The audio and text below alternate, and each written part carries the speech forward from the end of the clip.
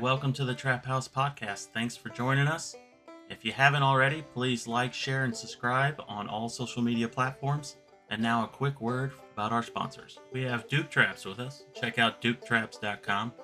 They manufacture over 40 different models of cage traps, coil and long springs, and body gripping style traps, as well as one of my personal favorites, the powder-coated dog proofs. Check out duketraps.com. Need a place to sell your fur? Check out Groenwald Fur and Wool Company. Over 50 years in the fur business, the largest and most experienced direct receiver of wild fur in the world. Check out their website, gfwco.com.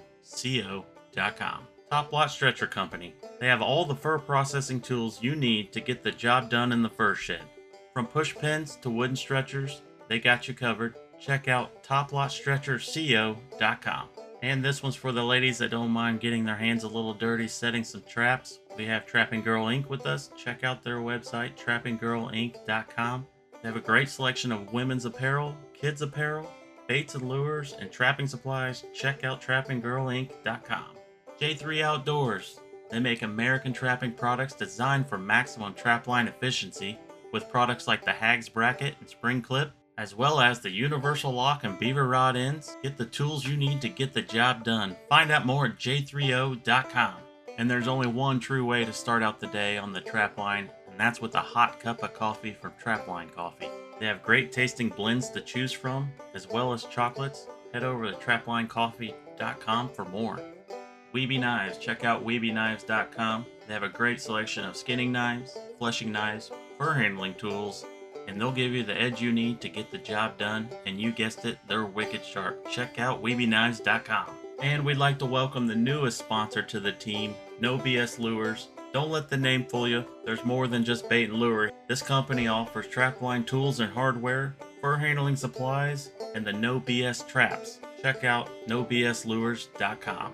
And last but not least, Hoosier Trapper Supply, home of the Top Dog Predator Bait, Jet Fuel Predator Lure. We offer a complete line of trapping baits and lures, deer scent, trapline tools and hardware, fur processing tools, and special package offers. Head over to HoosierTrapperSupply.com. All right, everyone, welcome back to the Trap House Podcast. We have a man with many talents on the show today. Mr. Jim Ryser's with us.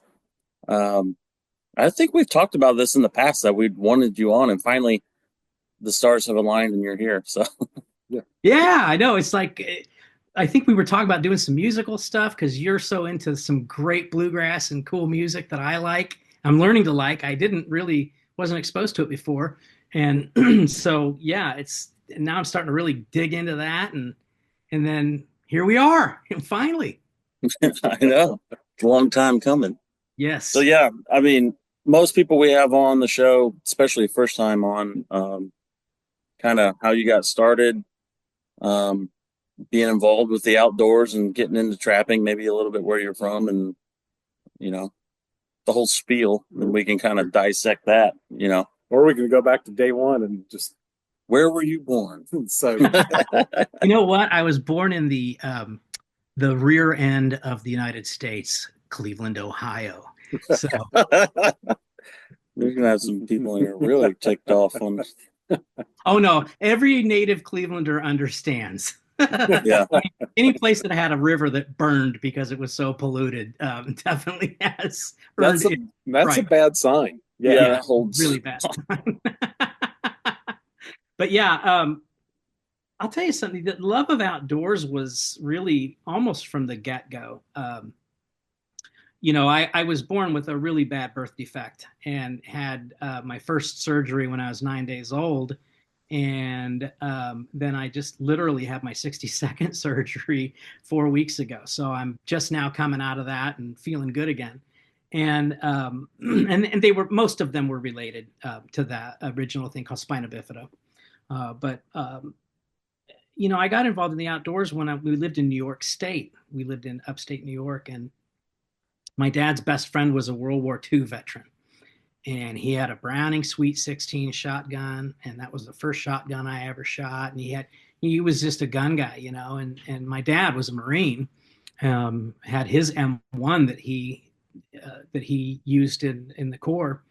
So we were shooters really from the crib, my sister and I.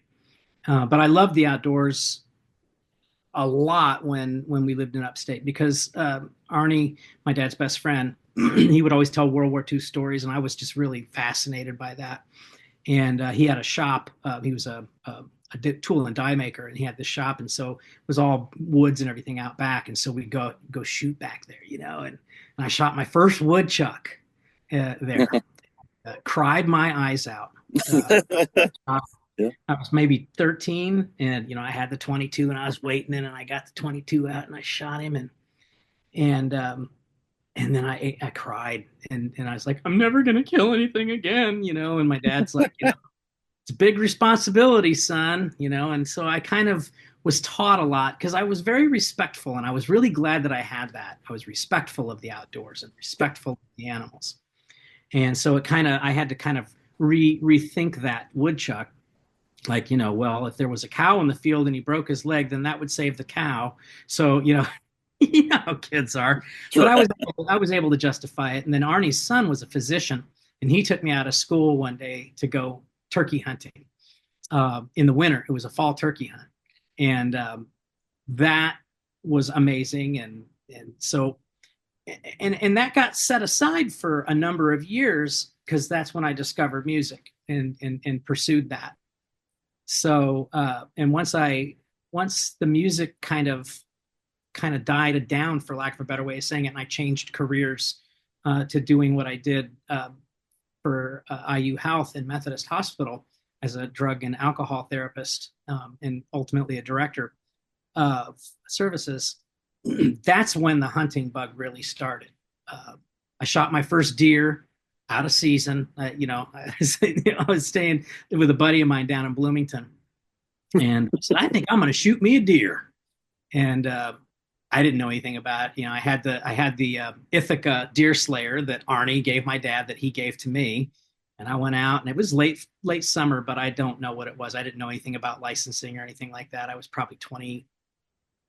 I don't know. But and I shot this deer. You just went with it. Yeah, I just went with it. Shot the deer. I'm like, whoa, man, what do I do now? And we had his buddy over, and he's like trying to be real secretive. He's like, man, we could get in so much trouble for this. I'm like, I don't know. I'm sorry. I don't want to waste him. But he taught me how to gut it, and we carved it up, and we ate it, and that was it. I was hooked from that point.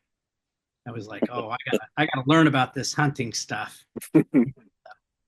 My son-in-law Troy was ultimately the kicker on that one. He says he's a real slow talker. He says, "Hey Jim, you want to go turkey hunting?" And I'm like, "Sure, why not?" And we both shot birds that day. My very first turkey hunt, his very first turkey hunt. He shot a bird, I shot a bird, and that was it. I've been full bore ever since. And ultimately how I got into trapping was just a direct result of hunting and, trying to be conservative or being conservation focused on one of the properties that I've been leasing for deer hunting. It's like coyotes, and, you got to trap raccoons for, turkey, so I'm, you learn and you start learning, and then it's like, that's how I met you guys. Yeah. I was trying to think of what year that was when you first came in. It was like 2015, 2016. Does that sound right? 2017? It might have been 2015 because I mean, and I can probably look on my webpage because I made that dirt hole video right after I bought my traps. Okay, the best way to learn is to teach, and the best way to teach is to learn. And you taught me so much. And then that was right when YouTube was really starting to get big for, hey, if you need to fix your sink, go to a YouTube video. Hey, if you got to learn how to set a dirt hole, go to what's a flat set? And then all of a sudden, and of course, look, man, you guys all know this. Well, the audience doesn't, but you do. I'm a recovering drug addict. So what's my drug of choice? More of everything, right? I need more traps. I need more cables. I need more lure, the whole 9 yards. But I'm in recovery now. I've been sober for over 25 years from opiates, and nobody was surprised that I got addicted, with all the surgeries and pain that I had, and coming up during the liberation of opiates. But anyway, I think that was trapping really kind of solidified everything that I love about the outdoors, because I always loved to hunt and I loved doing the turkey hunting and stuff like that. But I think I became a better woodsman once I started trapping. It changed everything. It changed how I approached deer hunting. It changed how I approached, okay, why would this trap spring here and not over there? Or why would this be a good place? And all these different things. And then you learn about creek bottoms, and then you learn about, it's just like, wow, it's just a never ending thing. Right. And I think what I've learned is the more I learn, the less I know. Exactly. Well, yeah, exactly. I think that is definitely, you're out there every day and you're learning all this animal behavior and, like you said, locations and I've heard it on other podcasts, like most deer hunters, if that's all they do, they probably don't even know what kind of tree their tree stands in, So, and I'm not knocking them. I'm just saying, it may be with some of them, they just don't go that often, or but if it's part of your lifestyle. It's not a way of life. It seems to be, for some of these folks, it's not a way of life, if you will. Right. Trapping becomes a way of life into your hunting. That becomes the way of life. Yeah. You're right. Right. It's that lifestyle interest, that kind of, you'll think of it even in the off season. A lot of times you think, oh, that looks like a great location, and it might only be April or May or whatever, but you're always looking and you're always thinking and noticing things. I think is just a big part of it. So, I get my best deer stands never during season. Never. It's always in the summertime when I'm, changing out camera cards, or when I'm doing some maintenance on the property or whatever it is. Because, I like to keep things nice and learning in property improvement, cutting out the trees that aren't going to be conducive to feeding, and, providing areas of habitat management so that, smaller animals can get in, turkeys can do their things. And yeah, my best deer sets don't come during season. It's come from being out and observing and paying attention. Paying attention. Yes, indeed. And boy, I'll tell you what, as a trapper, you really got to learn to pay attention. Yeah. That's the other thing too. Like having, you have to check your traps every day, so you're forced to go out in every weather condition that's imaginable, so you can really see patterns or tracks and how things move. If a skip of snow comes or whatever, you start, from the average deer hunter, probably don't pick up on that, as much of what's going on out there, because there's a lot of downtime when you're not out there. And there's certainly things going on where there's a lot of people think that I'm not seeing anything, nothing's moving, and they're out there somewhere. Trust me. They're doing it's their moving. thing. It's not with moving where you're at. Exactly. Or there's stuff going on when you're not there. So you're only there maybe, first thing in the morning on a Saturday, and maybe on a Sunday morning, and maybe Saturday and Sunday evenings. But the rest of the time, you're not there. There's a lot of stuff going on. So. You bring back a great memory for me, because, and it was when I was just getting started. That first year when I trapped, we trapped 14 coyotes that year. Remember? I was bringing skins in every week. Man, look, we're going to have big old coyote skins. I'm going to make a jacket. And, but I still have them. They're right in the other room. It's the game room where all my mounts and stuff are. And when the guys from Hunting Public come stay with me, Aaron always stays back there. That's his favorite place. And he puts the coyote skins over him and stays warm at night. It's hilarious. But I remember going out one time, and this is when I started going, I don't know anything about this. It was snow, snow on the ground, and I saw the tracks and I followed him. Oh my God, he's going right for one of my sets. Oh, this is great. Got to the set, and I saw paws all around it, and nothing got in the set. And I'm like, what did I do wrong? And the answer is absolutely nothing. The coyote just wasn't interested at that moment. He smelled it. He said, well, whatever, and away he went. And it's like, what did I do wrong? And then, well, maybe I'll put a set over on this side here, because I did see his tracks go over there.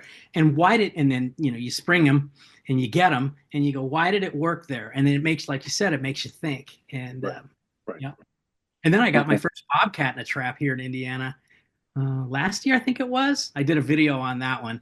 because obviously we can't keep them, but letting them go. Good Lord, now I know why they call them wildcats. Yeah. Holy cow. And then he sat there after I freed him. He just Yeah. sat there looking at me like, hey, man, what's up? And I'm like, you're free, dude. You can go. Once he realized he was free, he was out. Yeah. Yeah. But what an experience that was. I mean, these are things that for me personally, they're going to last the rest of my life, those memories. That's another great thing about. Yeah. The thing about cats is, when you catch a coyote, the majority of them are very submissive. Yes. They lay down and that's it. Cats, it doesn't matter if they're 5 pounds, 30 pounds, and everything in between. They are ticked off and they want to get you. I mean, there's no middle of the road. No, it's crazy. Yeah. And possums, they just sit there. You don't even know they're trapped. They're just sitting there. I don't think they do. No. They don't have a very big brain. They don't even know what's going on. No. They haven't evolved very far. So yeah. So Jim, let's back up and you want to talk about your music career? So people my age, a little bit younger, obviously your age, are going to remember Jimmy Ryser from the early 90s, correct? Yes. Well, it's not. Some people do. Yeah. I mean, I was really surprised when I was working at IU how many people would come up to me and say, "Hey, you got the same name as that singer," and I'd be like, "Oh, that's cool," I mean, it was like, Yeah. So yeah, people. I'm surprised at how many people, kind of remembered that. I mean, I had a nice little flash in the pan moment in 1990. Record came out over the summer and it was huge. I mean, I'll never forget the first time I heard that song on the radio. I was driving on 465, driving home, and I was in the Cloverleaf from 465 to 65. And Christy Lee announced it. She goes, "This is my little brother, Jimmy Ryser." And I'm like, oh my God. And I pulled over and I cried. I was so excited. I cry a lot. And but it was a real cool moment, and music was good to me. And I picked up music to help recover from surgeries, and I spent a lot of time in the hospital as a kid, and so music kind of helped me kind of have an outlet that was healthy until I discovered pain pills when I was 16, and then that changed everything for a while. But yeah, the music career was a fun little foray. I mean, I got to work with some amazing people. John Mellencamp's dad was one of my managers, and I was on Arista Records with Clive Davis. So I'll never forget when he listened to the demo of Same Old Look. He turned around and he says, "I think you've got hit songs, and I want to sign you to the label." And we had seen so many people that day. I didn't know how many people we were going to have to see. And we're walking out of Clive's office, and Clive goes, "That Jimmy Ryser is such a nice young man, but I don't think he knows who I am." I learned real quick who Clive Davis was, though. Yeah. So yeah, music was good to me until my health, got bad, and so I had to kind of step aside and kind of reevaluate things. And I went to school at IU and graduated top 10 out of 3,000 graduates with a Demerol and Percocet habit to beat the band. And it was it wasn't a few more years. I graduated in the winter, and the following summers when I finally said something ain't right here. I don't know what to do. I never drank alcohol, and I started drinking, and it was like something ain't right. And I went to Cleveland, and that's when I learned what addiction was. And I knew something was there. I just didn't understand, why I couldn't stay stopped. I could stop. And I've been through withdrawal a gazillion times. I mean, I don't even want to know how many times I put myself through there.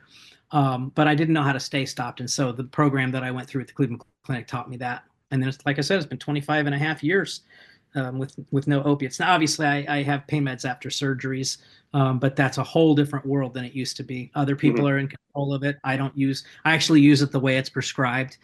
Take one every 6 hours instead of 30 every hour.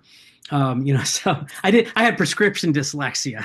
Hey, 6 every 1 hour, and it says, "Do not combine with alcohol." No, I think that means you're supposed to combine it with alcohol. So I had it all messed up, but it's been a whole new world. I love being sober, and I think that the outdoors, the love that I have for the outdoors, got me into the stuff that I do now, like with the music, with the hunting public. I've written for Hoosier Trapper as well. You guys have put my music, and I love that because when I'm in the stand while I'm observing, sometimes I'm hearing tunes in my head, right?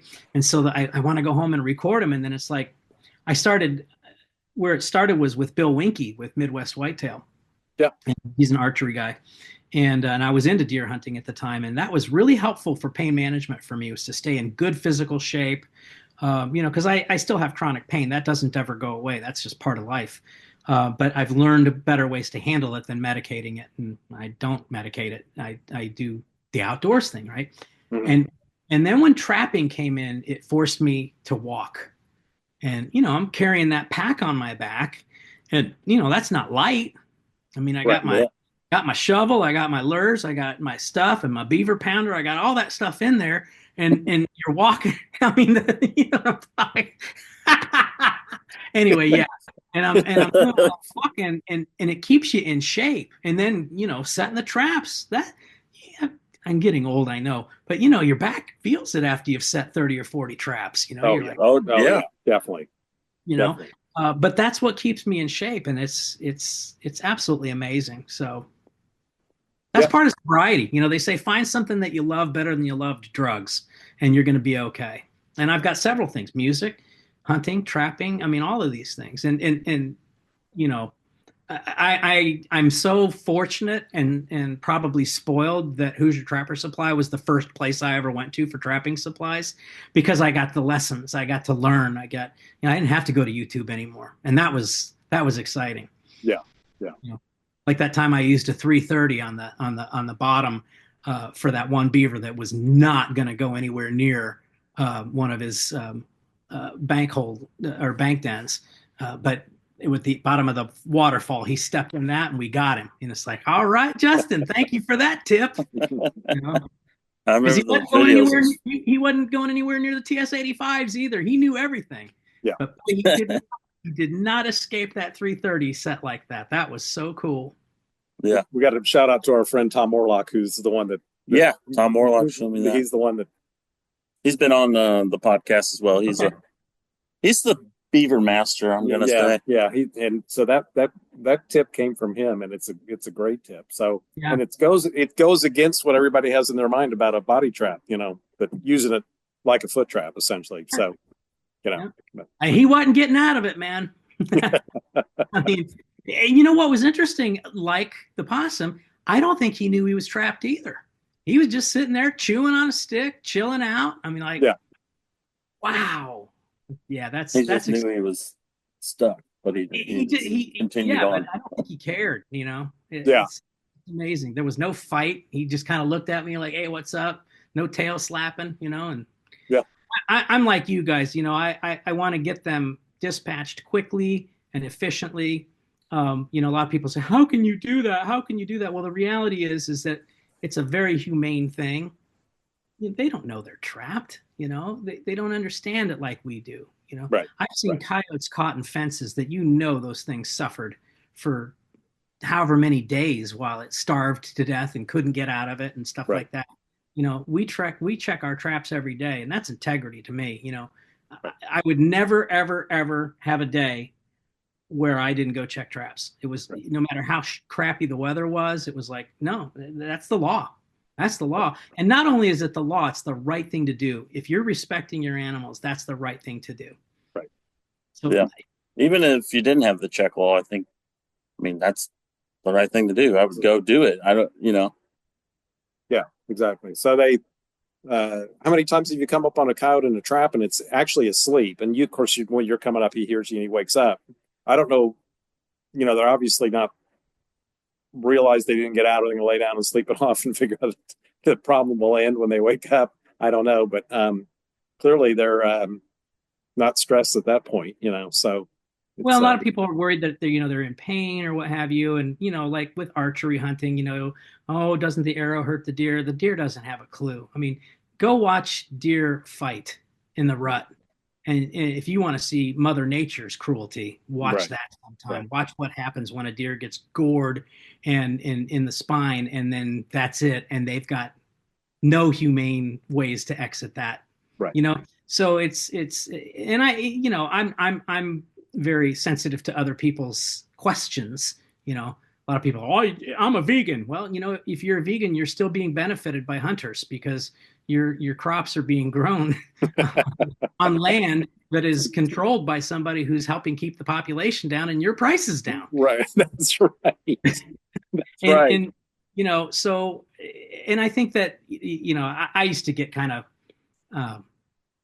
I had a short fuse with people who, yeah, that's disgusting, man. You know, I don't have that short fuse anymore. I sit down and say, you know what? I understand that completely. I felt the same way when I first was exposed to it. I thought, oh, I don't know if I could do this. You know, it's like Jan down in Kentucky. I don't know if I could ever trap. Jan and Bert, you know, of course, those two are hooked on trapping. Yeah. So, you know, you can't knock something till you learn about it. Exactly. And I've said for years, you know, if you take a kid out and just take him with you and they see it firsthand, it's pretty darn likely that they will have a very positive experience, positive appreciation for it, and understand it, whether they take it up themselves or take it up for a short period of time and don't come back to it, they will have a positive understanding of it. So it's well, my grandson Jake goes with me on the trap line, and now that I'm kind of older and a little more limited, I mean, my scar goes right from here all the way to the junction, and so I got a Ranger this year, so I'm kind of spoiled this year. I think my wife has been so sweet to me, but the Ranger has been a game changer for me because I'll still be able to get all the exercise, and I want to do all of that. But it will be helpful for longer trap lines along some of the other properties that I lease as well. And I just lost my train of thought because I was thinking I get to do that pretty soon. As soon as the doctor releases me, I get to go set traps. Yeah. So excited. Yeah. I gotta get some raccoons off of one of my leases because the turkeys are just now starting to come back. And I saw more raccoons on my trail cameras than deer for a while in October. Oh, they are absolutely everywhere. So, you know, just taking over. Yeah. Yeah. So that'll. Yeah. Well, I'll take care of mine. There you go. No, I'm with you on all that stuff.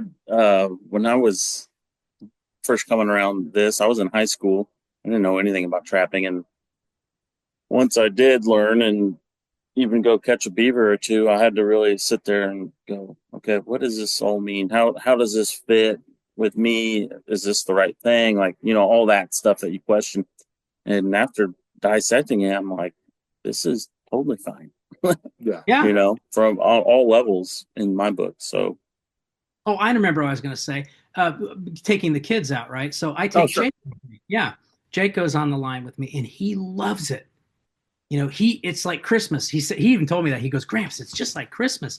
Every time you come to a trap, and if you see something bouncing, it's something, and I got a possum one time. He carried that possum out, and he didn't want to let it go. I said, well, we're gonna find a place to put him so he can, have his rest now. And I mean, he knew he was dead, but we're gonna find a place to let him. I like to, if I'm gonna put something aside, I want it to at least be. I don't want to just toss it out. I don't feel right about that. I don't eat possum and I don't eat raccoons, but I will trap them and take them out of the biomass. But I want them to at least have a place to rest, for lack of a better way. I can't throw them out and just toss them in a creek. It just doesn't work for me. Yeah. No, I hear you. But yeah, Jake absolutely loves going out on the trap line. I tell guys come in with their kids all the time and they're saying, hey, they take their kids out trapping. The kids love it. And it was the same with my Jake, who's now, he's like, he's taller than all of us. I know, he's giant. So yeah. Anyways, it was perfect because I could take him out, kindergarten, first grade, second grade, third grade, whatever. And he could he could run around, he could do whatever he wanted to do. He didn't necessarily have to be right there with me, but he could. I mean, I was obviously watching him, but Sure. he didn't have to be quiet. It was easier to keep him warm versus sitting in a blind or whatever. And That's true. That's absolutely. You can keep him going with you. When he was in, I think starting in second grade, maybe even first grade, we'd go to Kansas for like 7 or 8 days trapping. Took him out of school. We did that for 3 or 4 years, maybe a little bit longer. Anyways, he would just go the entire day. I mean, it wasn't like I was wearing him out just sitting in one place or whatever. So it's a perfect activity, if you want to call it that, for kids, young kids, because they just don't have to have the discipline to be quiet, sit still, and it's much easier to keep them warm. And there's changing scenery all the time. So Yeah. Well, and Jake always likes to, get involved with it. I'll do the digging and stuff and show him all that. Boy, he loves getting them lures out. He oh gosh, Grant, this is terrible, and go right back to smelling it. Yeah. I remember one time I used to hold the caps in my mouth when I was, doing. Buddy. Yeah, I had the long distance, man, and the cap went right into my mouth on my tongue. It didn't taste bad. It just, my breath smelled like skunk for the rest of the day. Probably the rest of the month or two. Oh, I don't know, man. Linda wouldn't come near me. I mean, she's like, man, you need to put a mitt in that dumpster, So what do you mean it did? What do you mean it didn't taste bad? It had to taste bad. It didn't. It was bizarre. I'm like, well, that's weird. It smells absolutely horrible, but it doesn't taste bad. It was so strong with the skunk that you just lost all sense of taste. Yeah, I think that's probably what happened.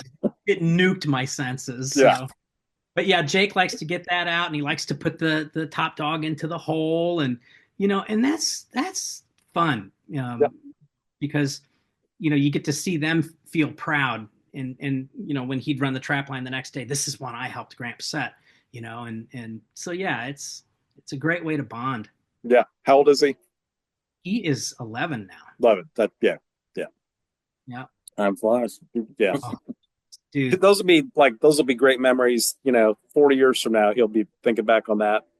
And, I think back when I was first trapping and I was in junior high and high school and whatever. And those are like some of the best memories of your life. It's just, Yeah, and you're right. And I would say that a good majority of my great memories are outdoors related. This year was probably the most challenging year of my life. I had a sigmoid colectomy in February, where they cut the diseased part out, and then the anastomose, they put them back together and sew it. And the surgery was extremely successful. The doc who did the surgery is fantastic, great surgeon. But I got what we think it was a burst diverticula, about 11 centimeters above it, and I didn't know it. He didn't know it. And then a week after surgery, I was getting my treatment for Crohn's disease, and I had never felt so sick, and I was like, what in the world's going on? So we went to the ER up at IU North, and I'll never forget it, because I'm like, I was sick. I was and I was bloated, and I was a week post-op, so I just figured, who knows? And the doc comes in. She goes, well, you don't really look too bad as bad as your CT scan looks. I said, what's going on? She goes, you got a perforated bowel. And I'm like, oh, God, you're going to sink an NG tube, aren't you? She goes, oh, yeah, you're going to be in the hospital for a few days. And I avoided sepsis, but I was close. But yeah, you ever had an NG tube? No. That's the tube they stick up your nose and it threads down into your stomach. Man, she got that thing in there, and as soon as she got it down to the place, I vomited. It looked like freaking exorcist puke. And so it was everywhere. And and that was a really tough moment for me, because most of the hospitalizations that I had when I was younger, by the time I was 16, I'd had about 20 surgeries, but I'd had a lot of surgeries afterward, and my addiction was pretty active, so I was pretty medicated through most of all of that stuff. And this time I'm not going back to that lifestyle, so I'm willing to take a lot more pain than I am willing to risk my recovery. So they put me in the hospital, and then I had to get a tube put in my side to drain all of that. And it's called an intraradiational drain. It had a big bag on it, and they sewed it to your gut, and it was miserable. And for the first time in my life, I really kind of hit this crossroads of, I might not live through this, And I remember being in the hospital, and I said, if I can, I'm hopeful that I'll be able to get out. If I can't hunt, I can maybe walk a trap line. Those things were the things that helped drive me. Linda, obviously my wife, she said, she goes, you have to fight like hell to get through this. You have to fight like hell. I need you, and that was inspiring. But man, I'll tell you, it was like, there were times when it was like, God, I don't know what the heck you want from me. I'm ready when you want. I'm ready anytime, Right. But it was like, okay, I know what I want. God's will for me is different sometimes than what I want. So I'm going to have to trust that. And I did eventually get well enough to be able to go to Iowa. I had to get a few more stitches added to that drain because I kept pulling the stitches out. So they put 3 in before I went to Iowa, and I popped most of them anyway. So, but they finally, we tried a couple of different things. I had surgery several times over the summer, and we just couldn't get this thing to close. And but I did my best to do all of the things I love to do during that time, and being outdoors drove me, right? And I didn't get the trap line this past year because I just wasn't healthy enough. I mean, it was really tough, but I did get a couple of hunts in, and I did some things like that. So once in October, I was doing my depredation thing that I usually do every year. And I talked to the doc, and I said, we've tried these clips endoscopically. They didn't work. I said, is there any way I can talk you into opening me up one more time and give it another try? He goes, I think enough time's gone by to where I think we can probably get that taken care of. And then that's what he did 4 weeks ago. And, but I credit the outdoor lifestyle and trapping in particular, because again, it's that whole exercise, working, the constant, you got to do it every day, no matter how you feel. It kept things free within that structure for me. And I think that's what kept my attitude and my mood upbeat during this year. Because I thought, if I can at least get back outdoors, I tried not to negotiate with God. That's a bad idea. But I just think, if it's your will for me, I want to do what I can. And I'm just elated right now because I'm normal for the first time, really honestly, in 59 years. I mean, that's awesome. Yeah, it really is. And, I still have issues, and I'll have to deal with those, but you know what, man, those are small problems compared. And, and again, I think that's when you said, let's do the podcast this week, I said, oh my gosh, what a perfect week to do it, because I am chomping at the bit to get out there, And so I'll be getting out. When do you think you could actually maybe put some traps out? I see the doctor on Friday, and if he says you can go trap with your Ranger, I'm getting out the Ranger and I'm going to go trapping. Yep. Cool. So it could be as soon as this weekend. Keep our fingers crossed. So. Oh yeah. Well, you'll know it because I'll be calling you. How many times I used to call, Charlie, I got another coyote today. Yeah. Isn't it amazing how something so simple like that can do so much for a soul? It's weird, isn't it? Yeah. It is. I think about that. I'm like, you get so fired up and excited that you achieve this thing that you set out to do. And granted, that's a hard thing to get a coyote to step in a little 2-inch circle or whatever. Or a fox. Or whatever. Yeah. And then like somebody that's not an outdoorsman at all would just be like, what a waste of time. Why would you want to go out and spend all that time doing that? Oh, I know. It's like when we watch when Linda will watch the guys sometime, and they'll be all excited about a deer or a turkey. Well, you know how we are about turkeys. We're all jumping on each other like a bunch of freaking frat house boys, and she's like, "What is wrong with you men?" I'm like, "Oh, you don't understand, man. It's what is right about it, man. This is all right." And you're talking about the hunting the public guys. The honey public. Yep, yeah. Aaron and Zach and Nick and Greg and Ted and Jake. So how long have you been helping those guys with music and etc.? Well, I started with Midwest Whitetail, and then Warb and Greg. Well, Greg actually came on board. So, and I ended up writing a lot of music specific to Greg, right? And then Warb, when he came on, he started doing Cabela's Spring Thunder, and so I started tailoring songs to him, and then when they went off on their own, we were actually in my kitchen when Warb was telling me about it. He's like, I think we're going to go ahead and do our own thing, because they were here for the ATA, and they all stayed with me. And I said, you will never, ever, ever be unhappy that you chose that path, if that's the path that you feel you need to be on. Yeah. And because even if it's a failure, it's going to be something better than what you feel you got right now, where you feel limited on what you can do as an employee versus as the guy who's doing his thing. Right. And anyway, so when they left with Zach and Jake, I was like, I don't write for anybody but you guys now. I mean, I've been writing just for you guys for the last several years. I mean, Winky's not going to care, and he didn't. He was wondering where I went. I was like, I'm going to keep writing for these guys, and it's been great, and I appreciate it. I mean, Winky started a lot of good outdoor careers for a lot of people. Yeah. And then when Nick came aboard, I started writing songs that he liked.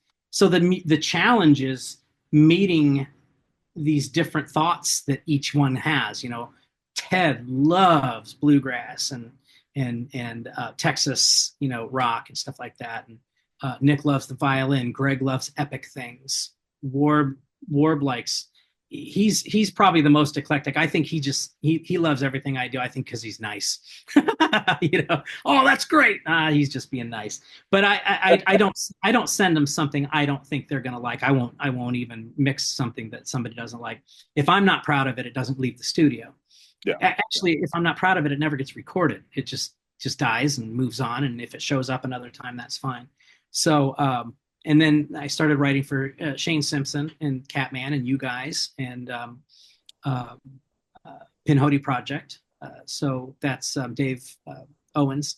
And, any shows that I loved, I offered music to, and everybody, I'm surprised at the amount of people that want my music. I mean, I'm very, very pleasantly surprised. It's like, well, that's awfully nice. And I think that definitely inspired me to do this upgrade. But I also love the challenge of, can I make something that sounds as good as any record that's out there? Well, gosh, I'm aging myself.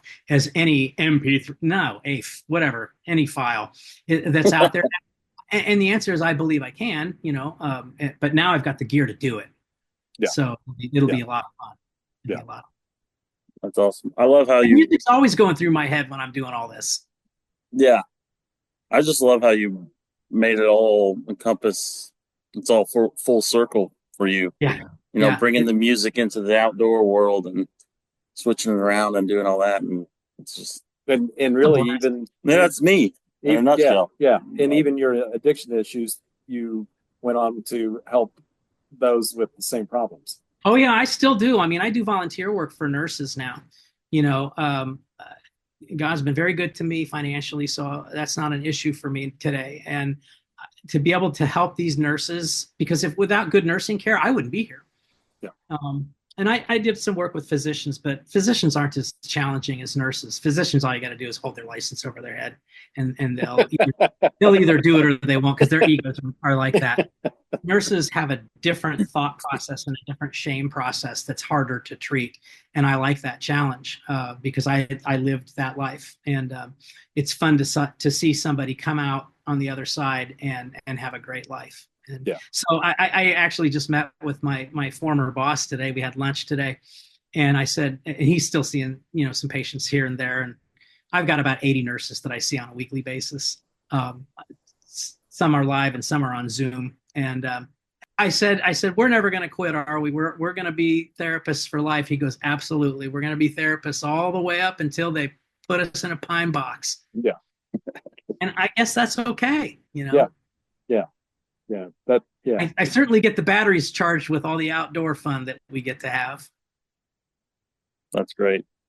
So back in the day, when you in the early '90s and you touring and you're with other musicians, was there ever talk about the outdoors? Were other ones interested in that at all? What's really sad? My memory is a little hazy because that's when my addiction was peaked. Okay. So the only thing I gave a crap about was getting on the bus and getting perks, perks. And then women. That was pretty much all it was. I honestly definitely a rock star lifestyle. Oh God, it was awful. I mean, dude, checking to see if she's around. It was fun. I have no regrets, but I wouldn't want to go back to that for anything. But I'll tell you what. Yes, when we did the Moody Blues tour, one of the the road crew, the Moody Blues were fantastic to us. The road crew was fantastic. One of the road crew had his Harley on one of the big rigs, and he used to take it out and go ride. And he offered me a ride one day. I said, I'd love to go. And we're all over the plains of Kansas. It was gorgeous. And I said, I really miss this. And that's when I moved to Bloomington. And then that was when I started kind of getting into it again. That's when I shot that deer. Okay. It was towards the end of that music career. But no, I can't say that we ever. I think the band liked to golf, and I would rather eat glass than golf. Nothing against golfers. I just think, oh my God, all that beautiful woods and land, and now it's this. Everybody says it's so beautiful outdoors. The golf course is not outdoors. That is a well-groomed area. You need to go somewhere where you aren't sure you're going to get out without getting growled at by some animal that you're going to crap your pants when you hear it. Listen to a couple of coons fighting one night, but when it's dark, and that'll kind of put the scare into you, Yeah. But we're on the same page with the golfing stuff. I've used that as a reference before. I'll be doing a demo and I'll say, if you can't see this location right here, you might as well take up golf. It's just Although I will say the same types of frustrations that I hear from golfers sometimes comes into me when I'm out there in the traffic. Yeah, that's true. We all have and that's true too. So whatever you strive to do, you obviously want to do well. And if you're not meeting up to what you think you should be, it gets frustrating. Yeah, it can. And that's to me when I learn the most too. Because if I go out there and set traps and I'm out there, oh, look at that, man, I got 20 coyotes today. And, but boy, when I got my first cat in Kentucky, it was like, I specifically set that cat. I called you up. I said, what do you think I should use for alert? Oh, definitely use the cat. It was not cat carnage. What is it? Finicky feline. Yeah, finicky feline. Coyote carnage is the one that I often use. And then I got my jet fuel. And then I got this. And it's like, you're doing all these recipes, and I'm terrible. I don't take notes on what gets them. I should probably, but it's that's the beauty of it. It's just like hunting, it's sometimes you go out and you see and you harvest, and other times you go out and you don't see a thing. And and the reality is I have just as much fun on those hunts, because you might see a hawk that thinks your face is a squirrel and it comes getting ready to land on it and realizes you're not anymore. Those memories go with you forever too. Sure. I'd like to set a dirt hole set right there on the green of the golf course and catch a coyote and just have that big nasty catch circle just tear that beautiful green up. Do that with a badger, even better. Oh yeah, dig it up. Yeah. Man, I saw your badger video the other day. I cannot get over how far those things dig. I'm surprised he didn't pull that thing out. If they would It's dig in the remarkable. center, it would be all over. But they But always they don't go dig in the center. as far out as they can and then dig. So, yeah, Wow. See, I just learned something new tonight. yeah, they always, It blows me away. yeah. If they would dig where the stake was, we would never hold one. But we've never lost one because they always dig as far out as they can get. So That is crazy. Because Yeah. I remember watching that. I'm like, man, it's a good thing that he dug where he dug. Otherwise, Justin wouldn't have gotten that thing. Yeah, it's wild. we had 2 or 3 last year that we caught. I think we caught 5 total last year in Texas. So we had a couple of them that we caught basically right on the ranch road. So we were like pushing dirt back in the, back where it was supposed to be because the guys taking their trucks and et cetera on the ranch road. We're gonna have this big crater there because the badgers are so digging crazy. It's unbelievable what they can do with a trap on 1 foot. Oh, I know. It's like it looked like an other planet. Yeah. Yeah. Yeah, they're digging craters for sure. So I got a question for you guys that I've always wanted to ask and never did. What's been your favorite animal and your favorite trapping experience? Ooh, good question.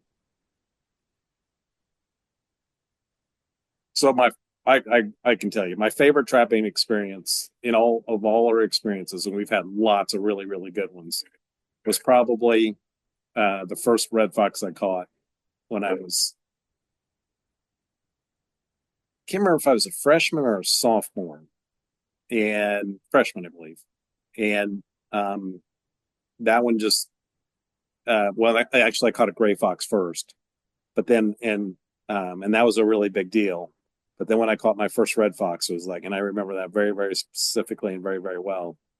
That's probably right up there, and we've had so many experiences in lots of states and lots of critters and Yeah, it's hard to just pick yeah, one. it's hard to pick one, but that I one know always, it's impossible. It's like trying to say which one's your favorite deer mount. Every one of them is. yeah, But Yeah. I always like to ask that because what's the first thing that comes to mind? Because my red fox came to mind too. Yeah. But I would have Yeah, to I say, think go ahead, Justin. all of your first animal, those will all stick out. right. First beaver was the first animal I ever trapped. Really? Did you Yeah. foothold him or did you do a body trap? Both. I ended up catching 2. One was in a 330 and one was on an MB 750. Wow. And heck, it's still a pillow at home on the couch. I made a pillow out of it. That's But awesome. yeah, all the first catches, first coyote around here, and then first time going to Arkansas and catching a bobcat, I was really feeling like a mountain man down there. And Right. but yeah, I think my favorite animal to target though would be coyote.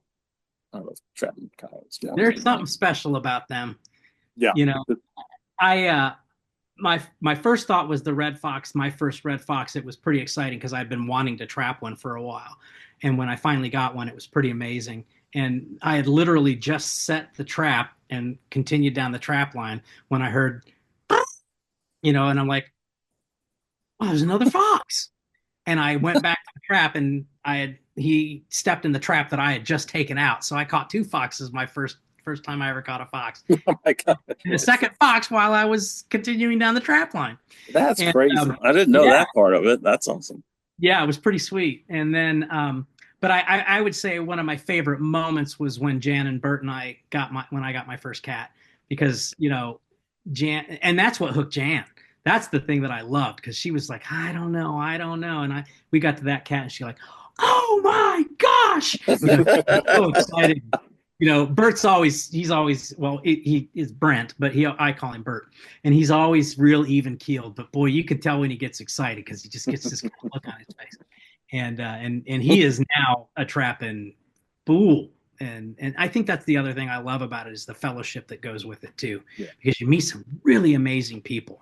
I mean, totally. It's like, I'm a hillbilly, but we're not a bunch of hillbillies, but you know what I mean? It's like everybody's got it's so funny because you know, you have the stereotypical view. I mean, people think people don't look, well, they might look at me and think cocaine addict or meth addict, but you know, they wouldn't think opiates or alcohol, that's for sure. Yeah. But you know, it's like, no, man, we're all different, and that's to me that's real exciting. Yeah. It is very diverse group, you know, and a few years ago, this woman brings her son in, and because he was interested in trapping, and she's trying to, you know, help him along with his interest in getting him equipment and et cetera. And they ended up coming in regularly for several years. But the first time or two she came in, she says, I just can't get over that I come in here and you don't have this big long beard and you're, you know, and you can explain things, etc. And it was like, You know, speak I just, normally. yeah, I just can't get past that. Well, next time you get that beard and say, "Hey, you got over back there." Yeah. I don't know why we always go to an immediate Southern accent, but I'll tell you what, when I'm in Mississippi, I feel like I belong. Well, there's something to be said. You spend enough time in the South. I've noticed, like, when I go on trips or whatever, family or hunting or trapping, or come back, I'm talking different. Just in that short amount of time, I'm like trying to what is going on? Yeah. I mean, you know, I think I'm Irish by heritage, and I'm usually up. I mean, I prefer to be up all night and sleep all day. But psychiatrically, I don't like it. So I don't live that way. But boy, I get down to the South and I feel very at home. Yeah. That's awesome. I got to go trapping with you guys out of state one of these days. Well, sure. Now that it looks like I'm going to be able to, now that we got me closed up. Yeah.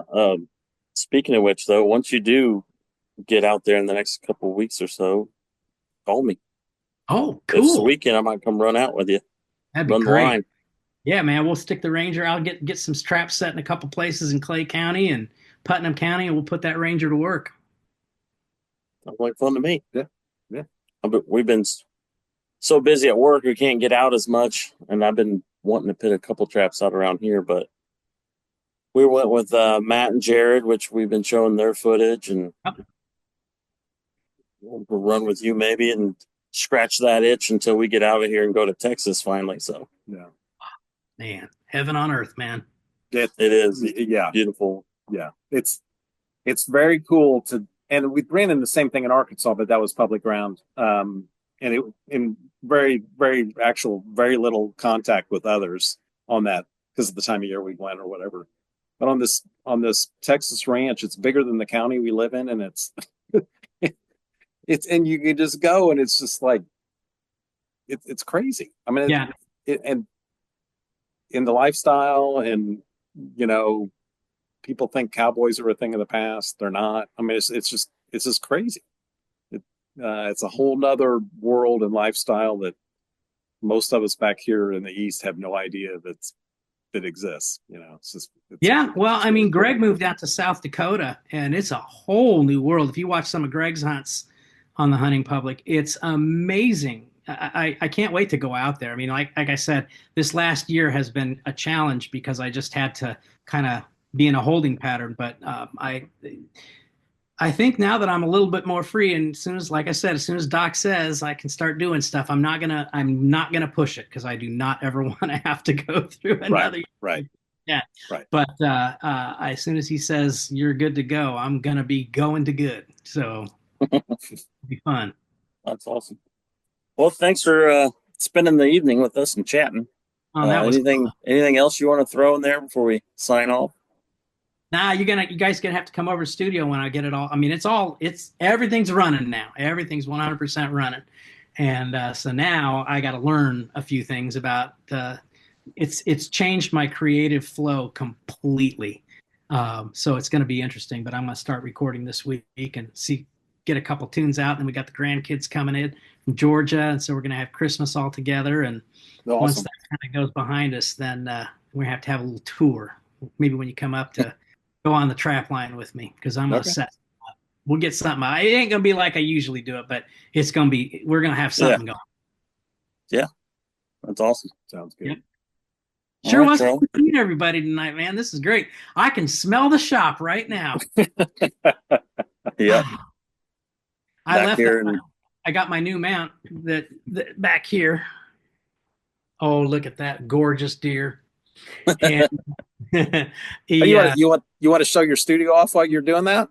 sure, I can. There's my keyboards and my guitars back here.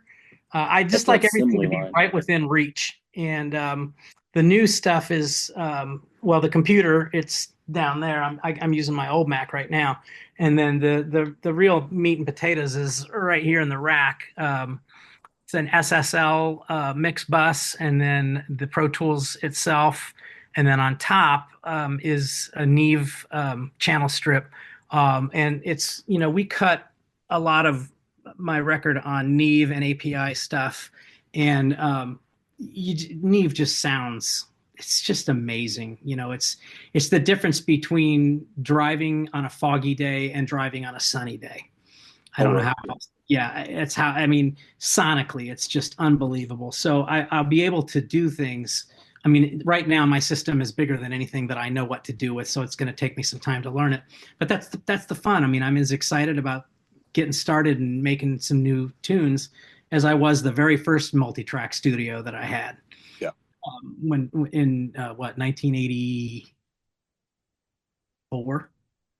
Yeah, because I got my record deal. I made my demos with Terry Brown from Rush in 1988, and then got my record deal in 86. I did that, and that was with John's original band, Kenny Aronoff, Toby Myers, John Casella, and me.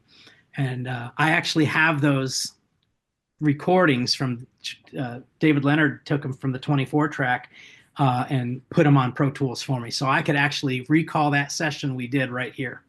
Oh, that's awesome. That's great. Yeah. So did you play with John Mellencamp? You did, didn't you? Yeah. Yeah. Mostly in the studio. We did some shows with him over time, but violin, vocals, some guitar, but violin and vocals were kind of my main contribution. And John has been so good to me. I mean, he has a reputation of being kind of grumpy, and he's got his moments. I mean, don't we all? But he has been very, very good to me, and I've always been appreciative of that. Yeah, a regular Bloomington native. That's it. Well, Seymour native, but yeah, he's Seymour. Yeah, exactly. Yeah. I mean, it's Indiana's his home, and I commend him for that, because I don't ever want to leave the state. I love Indiana. Yeah. There's lots of places to live, and this is the best one. What? Well, he just got a statue on IU campus. So. Oh, did he really? Yes. I didn't know that. Yeah. So out of the loop. Yeah. He probably back when you were going through all of that a couple months ago. Okay. And they did a little concert down there on the campus. I want to say back in September, maybe. So, anyways, so he has. Well, his I knew own something statue. was going on there. Yeah, I hadn't talked to him for a while, so I knew something was going on, but I didn't know exactly what that was. I'm gonna have to go look at that statue, desecrate it. Paint it up, or paint it up a little bit, paint it pink or something. Just the Ryser was here. I was like, oh, that's well, that's like here. I'm gonna go put a coonskin cap on it. There you go. Thing to do. That's like Benjamin Franklin on Franklin College. He's always getting painted up or something. So. Oh, is he really? Yeah, that makes complete sense. I mean, Yeah. Oh gosh. Well, man, I sure appreciate hanging with y'all tonight. This is fun. Same. We'll do it again sometime. Absolutely. I'll be at the shop soon. All right, Jim. all right. We'll see you. Thank you.